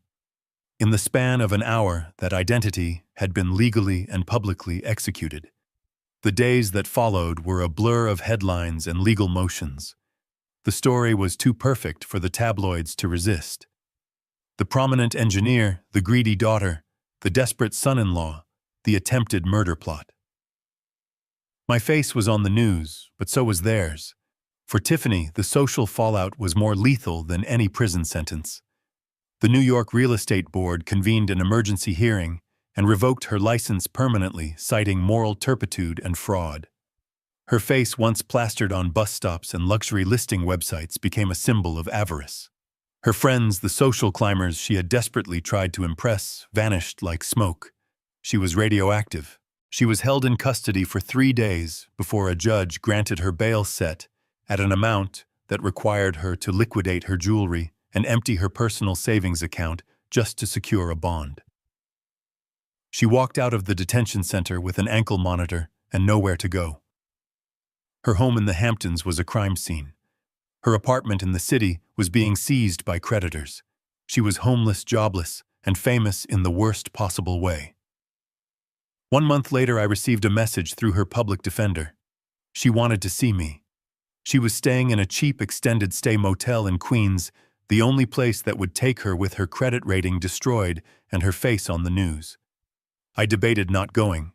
Part of me wanted to let her sit in the mess she had created. But there was a final piece of business to attend to, a final lesson that had to be delivered in person. I drove to the motel on a rainy Tuesday. The place smelled of stale cigarette smoke and industrial cleaner. I found room 104 and knocked. When Tiffany opened the door, I barely recognized her. The blonde highlights had grown out, revealing dark roots. Her skin was pale and blotchy. She was wearing sweatpants and a stained t-shirt. The arrogant woman who had tried to rob my safe was gone, replaced by a ghost. She stepped back to let me in. The room was small, cluttered with legal paperwork and fast food wrappers. She sat on the edge of the sagging bed, wringing her hands. "Dad," she said, her voice raspy. "Thank you for coming." I didn't sit. I stood by the door, keeping my distance. "What do you want, Tiffany?" "I need help," she whispered. "The lawyer?" "The public defender. He says I am looking at 3 to 5 years for conspiracy and fraud. He says Brad is testifying against me to cut a deal. He says I need a real criminal defense attorney, someone who knows how to fight federal charges." She looked up at me, her eyes pleading. "I need money, Dad. A retainer for a good firm is $50,000. I don't have it. If you help me, I can fight this. I can stay out of prison." I looked at her truly. Looked at her, even now, at rock bottom, her first instinct was to ask for a check. She still believed that money was the solution to every problem, that my role in her life was simply to provide it. "I am not giving you $50,000, Tiffany," I said. "Please," she begged, standing up and reaching for me. "I am your daughter. You can't let me go to prison. I will pay you back. I swear." "You will never be able to pay me back," I said, my voice flat. "Not for the money, and certainly not for the betrayal." I reached into my jacket pocket. I didn't pull out a checkbook. I pulled out a single sheet of paper folded in thirds. I handed it to her. She unfolded it, her hands trembling. She scanned the list, confusion spreading across her face. "What is this?" she asked. "It is a list of job openings," I said. "I spent the morning compiling it. There is a diner 3 blocks from here looking for a dishwasher. The grocery store on the corner needs stock clerks for the night shift. There is a cleaning service hiring maids for minimum wage." She stared at the paper as if it were written in an alien language. You want me to be a maid?" "I want you to work, Tiffany," I said. "For the first time in your life, I want you to trade your labor for money. I want you to understand what a dollar actually costs." "Dad." "I can't do this," she cried, dropping the paper on the bed. "I am a real estate agent. I have a degree." "You are a felon in waiting with a revoked license and a ruined reputation," I corrected her. "You are not too good for these jobs. In fact, right now you are barely qualified for them." She sat back down, burying her face in her hands. "Why are you doing this?" "Why do you hate me?" "I don't hate you," I said. "If I hated you, I wouldn't be here. I am doing this because it is the only way you survive. You have spent 42 years thinking you were entitled to the world. You thought you could steal what you didn't earn. The only way you salvage a single shred of human dignity is by standing on your own 2 feet, scrubbing floors if you have to, and realizing that you are not special." I walked to the door. "Start with the diner," I suggested. "They pay in cash tips. It will help you buy groceries." I walked out into the rain, leaving her staring at the list. I didn't know if she would take the advice. I didn't know if she was capable of humility. But I had given her the only tool that could actually save her. I had given her reality. The final act of dismantling their conspiracy took place a week later. The legal holds on the Hamptons estate were cleared. Shadow Creek Capital, facing scrutiny from the FBI for their predatory lending practices and lack of due diligence regarding the forged signatures, agreed to a settlement. They released the lien on the property to avoid a federal investigation into their operations. The house was mine to sell. I didn't put it on the open market. I didn't want to drag out the process with stagings and open houses. I called a liquidator and sold it to a developer for a cash offer. It was under market value, but I didn't care about the profit margin. I cared about the excision. After the legitimate mortgage was paid off and the closing costs were settled, there was a surplus of $1.2 million. It was a significant sum money that Tiffany had killed her relationship with me to access. I stood in the foyer of the empty house one last time. The furniture was gone. The echoes of their lavish, unearned lifestyle had faded. It was just wood and plaster now. It wasn't a dream home. It was just a building. I looked out the window at the manicured lawn, where they had planned to host parties for people who didn't care about them. I thought about the bridge I had built in Chicago, how every beam had a purpose, how every rivet was essential. This house had no purpose. It was a monument to vanity. I took the check from my pocket. It was made out to the Catherine Caldwell Engineering Scholarship Fund. Every cent of the proceeds would go to help young women who wanted to build things, who wanted to create value rather than extract it. Catherine would have loved that. It was the only way to purify the money to wash the stain of fraud from the asset. I walked out the front door and locked it. I dropped the keys into the lockbox for the developer. I didn't look back as I walked to my car. I waited for the wave of sadness to hit me, the grief for the family I had lost. But it didn't come. Instead, I felt a lightness in my chest. I felt the clean, cold air of the ocean filling my lungs. I was 75 years old. I was alone.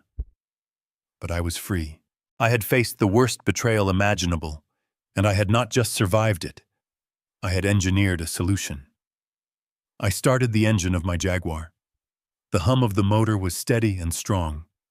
I put the car in gear and drove away from the Hamptons, heading back toward the city, toward my work, toward a life that was finally completely honest. 2 days after the sale of the Hamptons house was finalized, I boarded a plane to Boston. I didn't take a private jet. I flew commercial economy class.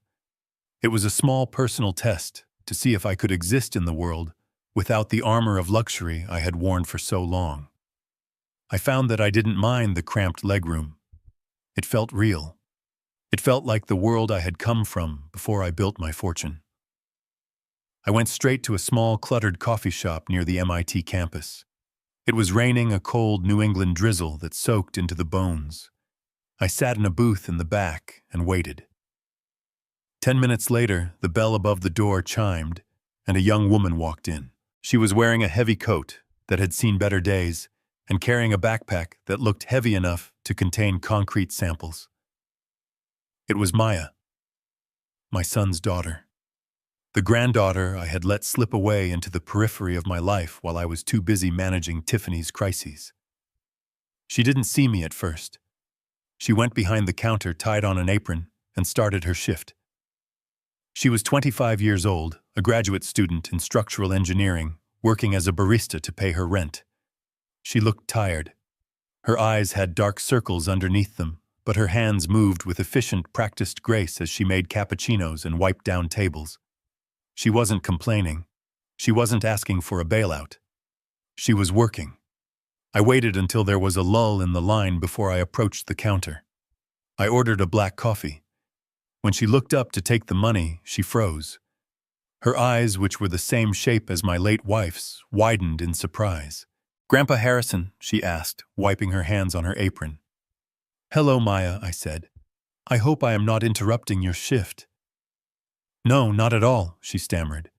I didn't know you were coming. Is everything okay? Is Tiffany okay?" I looked at her. Her first instinct was to ask about the family, to ask if we were all right, despite the fact that we had ignored her for years. "Tiffany is finding her own way," I said carefully. "I came to see you." She took her break early. We sat at a small table by the window. I didn't offer her a check. I didn't hand her a suitcase of cash. I knew that would be an insult to the work she was doing. Instead, I placed a thick binder on the table between us. "What is this?" she asked. "I established a foundation in your grandmother's name," I explained. "The Catherine Caldwell Engineering Scholarship Fund. It is fully endowed with the proceeds from a property sale and a significant portion of my estate. It is designed to help young women who want to build things, but don't have the means to do so." Maya touched the binder cover gently. "That sounds amazing, Grandpa. Grandma would have loved that." "But why are you showing me? Because I am too old to run it," I said.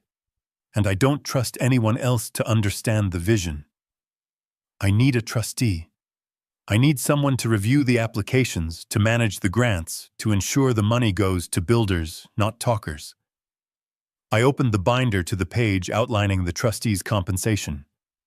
It was a fair salary, enough to allow her to quit the coffee shop and focus on her studies and the foundation, but not enough to buy Ferraris. It was a job, not a lottery win. "I am offering you a job, Maya," I said. "It will be hard work. You will have to make difficult decisions. You will have to say no to people. But you will be building something that lasts." She read the document. She looked at me, tears welling in her eyes. "I don't know what to say." "Say yes," I said. "Say you will help me honor your grandmother." She nodded, reaching across the table to take my hand. Her grip was strong. It was the grip of an engineer. "Yes," she said. "I will do it."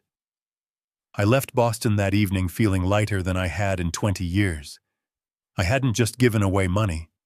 I had invested it. I had placed my legacy in hands that knew the value of labor.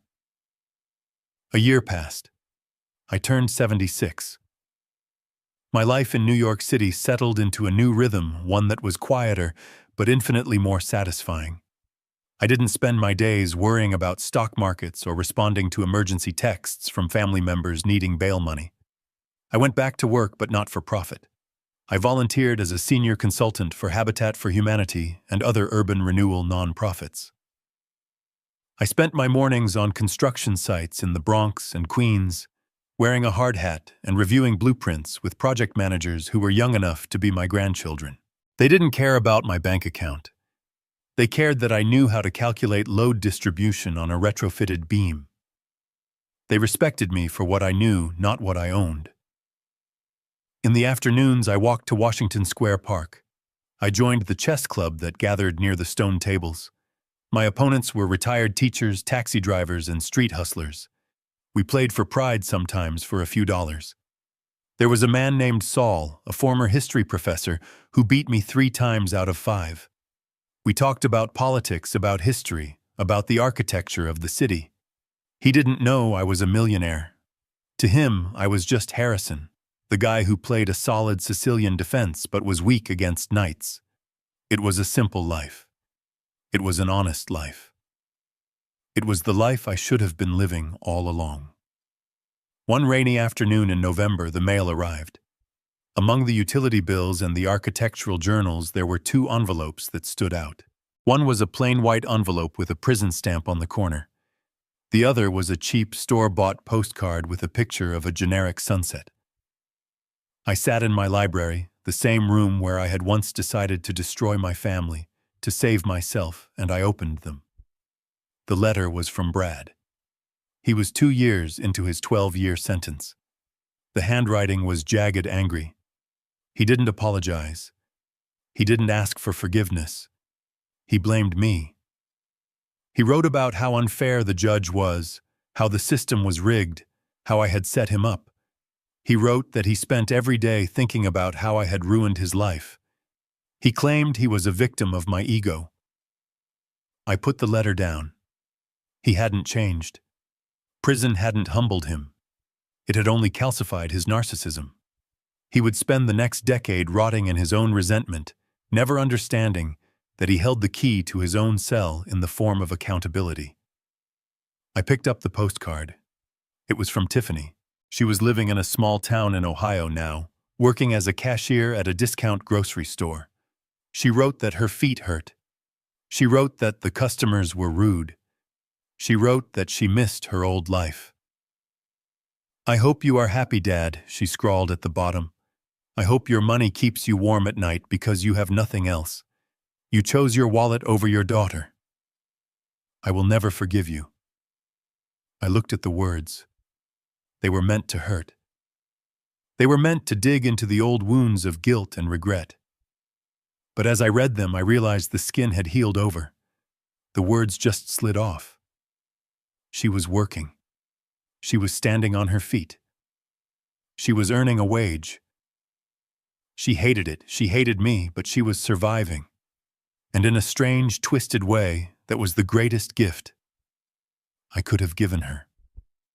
I had forced her to become real. Whether she forgave me or not was irrelevant. I had saved her from a life of parasitic delusion. I stood up and walked to the fireplace. The embers were glowing red. I didn't keep the letters. I didn't file them away as evidence. I tossed Brad's rant and Tiffany's bitter postcard onto the coals. I watched the paper curl and blacken. I watched the ink vanish in a burst of yellow flame. I watched the last physical tethers to my toxic past turn into ash and float up the chimney, disappearing into the cold city air. I turned away from the fire. I caught my reflection in the mirror above the mantel. I saw a man who had aged, yes. The lines were deeper. The hair was whiter. But the eyes were clear. The slump in the shoulders was gone. People say that blood is thicker than water. They say that family is everything. But I have learned that is a dangerous lie. Blood can be poisoned. Family can be the anchor that drowns you. I had lost a family, yes. I had lost the illusion of the perfect daughter and the successful son-in-law. But I had found something far more valuable. I had found myself. I had found the Harrison Caldwell who built bridges. I had found the man who valued truth over comfort. I had found that solitude in honor is infinitely better than company in lies. I wasn't lonely. I was free. I checked my watch. It was 6:00 p.m. I had a reservation at a small Italian restaurant in the village. I adjusted my tie, a silk one with a subtle pattern, and smoothed my jacket. I wasn't eating alone tonight. I was meeting Elena. She was a retired architect I had met at the housing project in the Bronx. She was 72 with silver hair cut short and a laugh that sounded like jazz music. She challenged my ideas on urban planning.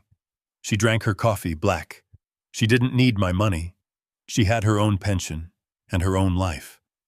She liked me because I made her laugh and because I listened when she spoke.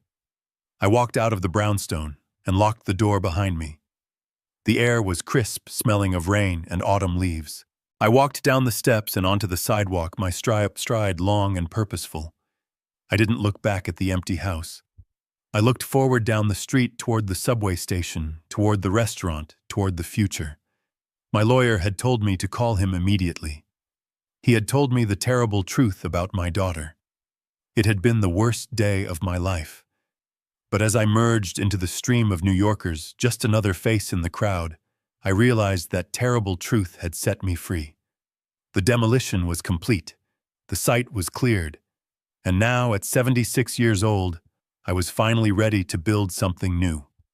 3 years later, the invitations for the inaugural gala of the Catherine Caldwell Engineering Scholarship Fund were printed on heavy cream-colored cardstock with embossed navy lettering. I held one in my hands, sitting in the office of the foundation's headquarters, a renovated loft space in the Brooklyn Navy Yard. The space smelled of sawdust and coffee, the scent of construction, the scent of progress. I was 79 years old. My hair was completely white now, and I used a cane on damp days not out of necessity, but as a precaution for a knee that had climbed too many scaffolding ladders in its time. Across the room, Maya was on the phone directing a contractor about the lighting installation for the event. She had graduated with honors, earned her master's, and was now running the foundation with a terrifying efficiency that reminded me so much of myself at her age, minus the ego. We had given away $3 million in grants over the last 36 months. We had put 12 young women through engineering programs. We had funded the rehabilitation of a community center in the Bronx and a sustainable water project in upstate New York. The money that Tiffany and Brad had tried to steal to buy sports cars and status was now building literal bridges. "Grandpa," Maya said, hanging up the phone and turning to me, "the guest list is finalized. The mayor is coming. The dean of MIT is coming. It's going to be a full house." "Good," I said, placing the invitation on her desk. "You did this, Maya. All of it." "We did it," she corrected me, smiling. "But there is one name on the wait list I need to ask you about." She hesitated, her expression tightening. "A woman called the RSVP line 3 times yesterday. She didn't leave a name, but the caller ID was from a prepaid burner phone. She asked if the event was open to the public. She asked if Harrison Caldwell would be there." I felt a familiar coldness settle in my chest. It had been 3 years of silence, 3 years of peace. But I knew that voice. I knew that desperation. "It's her, isn't it?" Maya asked softly. "Probably," I admitted. "Brad is still in prison. His first parole hearing isn't for another 18 months. Tiffany is alone. She is likely realizing that the 3-year mark is approaching." "What happens at the 3-year mark?" "Nothing legal," I said. "But psychologically, it's a breaking point. It's the moment you realize that the temporary punishment is actually a permanent reality. She probably thinks enough time has passed. She thinks the no contest clause has an expiration date on my anger." "Do we need extra security?" Maya asked, her pragmatic engineer's brain taking over. "We always have security," I said. "But yes, give the team a heads up. If she shows up, she doesn't get past the door. I don't want a scene. This night is about Catherine, not Tiffany." The night of the gala was crisp and clear. The Brooklyn skyline glittered across the East River. The venue was filled with the hum of conversation, the clinking of glasses, and the energy of people who were there to build, not destroy. I wore my tuxedo, the same one I had worn 30 years ago, which fit better now than it had then. Elena was by my side, looking stunning in a silver gown, her sharp wit charming a senator from New Jersey. I stood near the entrance, greeting guests, feeling a sense of fulfillment I had never experienced during my years of chasing profit. This was legacy. This was real. Then I saw the commotion near the velvet ropes outside. The security team, 2 large men in dark suits, had stepped in front of a woman. She wasn't wearing a gown. She was wearing a trench coat that was too thin for the weather, buttoned up to her chin. Her hair was pulled back severely. She was arguing, gesturing frantically toward the glass doors where I stood. I excused myself from the senator and walked toward the entrance. Maya saw me and started to follow, but I signaled for her to stay back. This was my demolition site to clear. I pushed open the glass doors and stepped out into the cool night air. The noise of the city rushed in.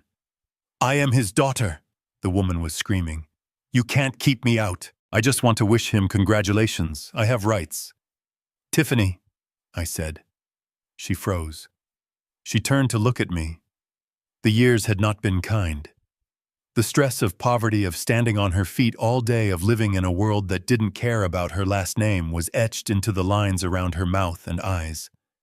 She looked older than 45. She looked worn. "Dad?" She breathed, her voice cracking.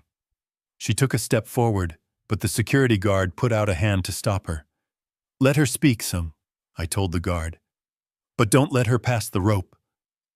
Tiffany looked at me, her eyes darting over my tuxedo, the warmth of the party behind me, the life she had been exiled from. "I saw the article in the Times," she said, clutching a crumpled newspaper clipping in her hand. "About the foundation, about the millions you're giving away."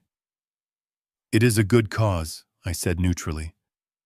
I'm working at a diner in Jersey City, she blurted out, as if expecting a medal. I'm a shift manager now. I make $15 an hour plus tips. I have a studio apartment. I pay my own rent. I know, I said. I have kept tabs. You check on me. Hope flared in her eyes, dangerous and sharp. I verify, I corrected. I verify that you are safe. That is all. I did what you said, she pleaded, gripping the velvet rope. I got a job. I learned the value of $1. I suffered, Dad. God, have I suffered? Isn't that enough? Haven't I paid the price? Can't I come home now? I looked at her. I saw the pain. I saw the genuine struggle. She had survived. She had done what I told her to do, but as I looked closer, I saw the reason she was here tonight. It wasn't because she missed me. It wasn't because she wanted to celebrate her mother's memory. Why are you here, Tiffany? I asked quietly. I have debts, she whispered, the facade crumbling instantly. Brad left me with legal fees.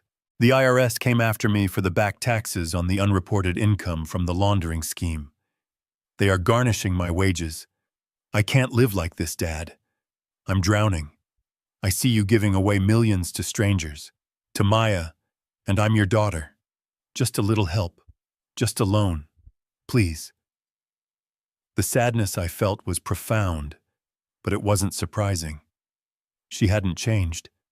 She had adapted to survive, but the core operating system was the same. She still believed that my money was the answer to her problems. She still believed she was owed. You are working, I said. You are paying your rent. You are surviving. That is more than you were doing 3 years ago.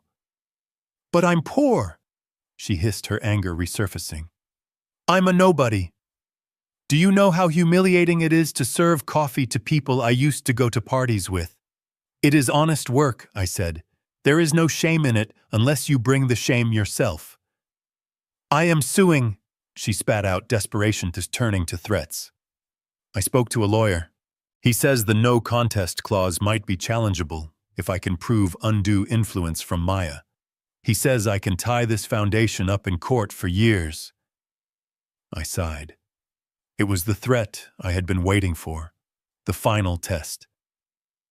Tiffany, I said, stepping closer to the rope so only she could hear me. If you sue, you will lose. The documentation of your fraud, your conspiracy with Brad, the audio recordings of you sanctioning my murder, they are all part of the permanent record of the trust. If you file a lawsuit, those records become public evidence in the civil trial.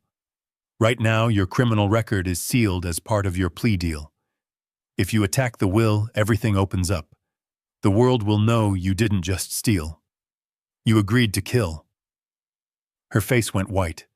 She hadn't thought of that. She had forgotten that I held the ultimate trump card. Furthermore, I continued, the no contest clause is ironclad. But more importantly, I have instructed the Foundation's legal team to countersue for the legal fees. You will not only lose, you will be bankrupt for the rest of your life. You have a job now. You have a life. It is small, but it is yours. Do not throw it away on a gamble you cannot win. She stared at me, trembling. She realized finally and completely that the door was not just locked. It was bricked over. You really don't love me, she whispered, a tear sliding down her cheek. I loved you enough to stop you from becoming a monster, I said. And I love you enough to tell you the truth now. Go home, Tiffany. Go back to your life. It is the only one you have. She stood there for a long moment, shivering in the cold. Then slowly she turned around. She didn't scream. She didn't fight. She simply buttoned her coat tighter, lowered her head against the wind, and walked away into the darkness of the parking lot. I watched her go until she was just a shadow. It was the hardest thing I had ever done, sending my child away into the cold. But I knew that if I opened that rope, if I wrote that check, I would be destroying her all over again. I would be resetting the clock on her addiction to entitlement. I turned back to the gala. Maya was waiting for me by the door, concern etched on her face. "Is she gone?" Maya asked. "Yes," I said. "She is gone. Are you okay?" I straightened my cufflinks. I looked at the room full of people who were celebrating. Catherine celebrating the future, celebrating the act of building. "I am fine," I said. "In fact, I have never been better." I took Maya's arm. "Come on. The mayor is waiting, and I want to introduce you to the head of the Port Authority.